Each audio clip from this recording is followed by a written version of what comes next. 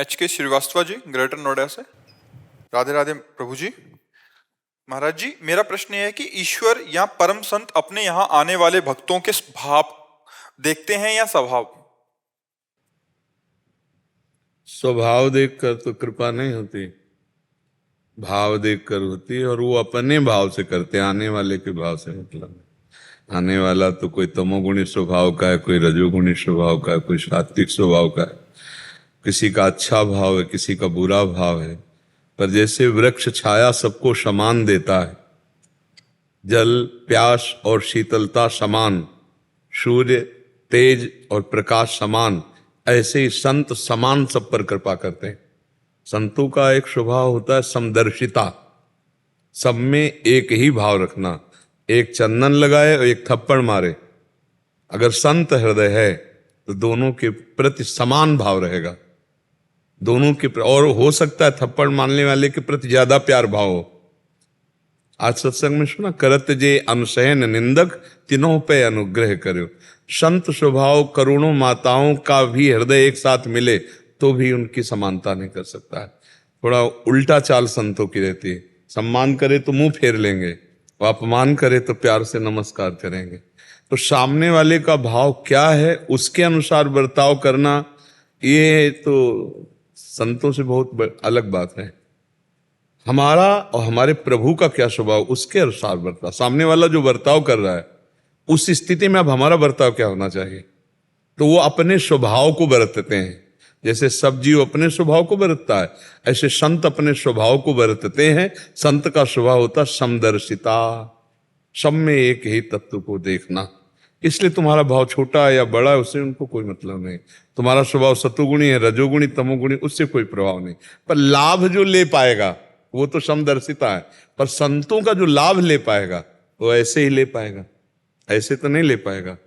जिसके अंदर दैन्यता है, जिनके अंदर भगवत भाव के हमारे प्रभु हैं, ये हमारे प्रभु के जन हैं, जैसा भाव बन पावे। और जितना दैन्य होगा उतने ही ले पाएगा। जैसे वर्षा हो रही, ऐसे करो तो तुम्हारे पीने योग्य तो नहीं हो पाएगा, और ऐसे कर लो तो पीने योग्य भी हो जाएगा। तो संत जो पिला रहे हैं वो पीने के लिए अहंकार रहित होकर दैन्य भाव से, भगवत भाव से सेवन किया जाए तो दर्शन मात्र से पाप नष्ट हो जाएंगे, संभाषण मात्र से अज्ञान नष्ट हो जाएगा, और कृपा मात्र से भगवत प्राप्ति का उत्साह जग जाएगा। इसलिए तात स्वर्ग अपवर्ग सुख धरी तुलाए कंग, तूल न ताय सकल मिल जो सुख लव सत्संग। अगर क्षण मात्र के संत का संग मिल जाए तो जीवन का रास्ता ही बदल जाता है। और जिनको सत्संग मिला है वास्तविक, उनके रास्ते बदल गए हैं। जो असतगामी मन है, जो व्यसनों में, दुर्वासनाओं में, गलत चेष्टाओं में, वो हटकर भगवान के मार्ग में, सत्य मार्ग में चलने लगा। तो भाव से पान तो तभी कर पाएंगे आप जब दैन्य भाव और भगवत भाव होगा।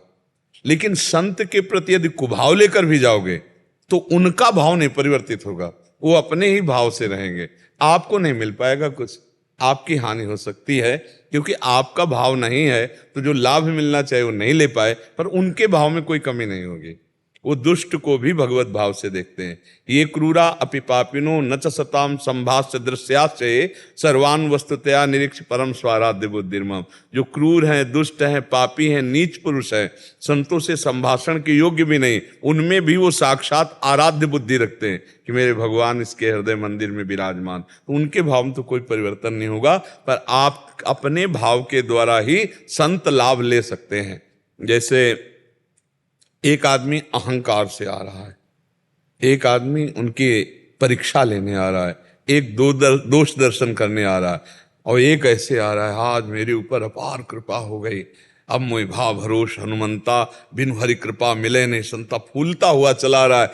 तो अब उसका एक एक कदम यज्ञों के समान होगा। संत दरस को चालिए तज माया अभिमान, ज्यों ज्यों पग आगे बढ़े कोटिन यज्ञ समान। अब आ तो 100 लोग रहे लेकिन लाभ एक ले पाया, 99 चले गए, एक लाभ ले पाया। तो क्या संत के दान में कोई फर्क था क्या? वो जो ज्ञान दान कर रहे हैं, कृपा दान, लेने वाले का पात्र सही नहीं था, चलनी में लिया तो सब नीचे चला गया। पात्र सही है तो सही आ गया। आप समझ पा रहे हैं जी?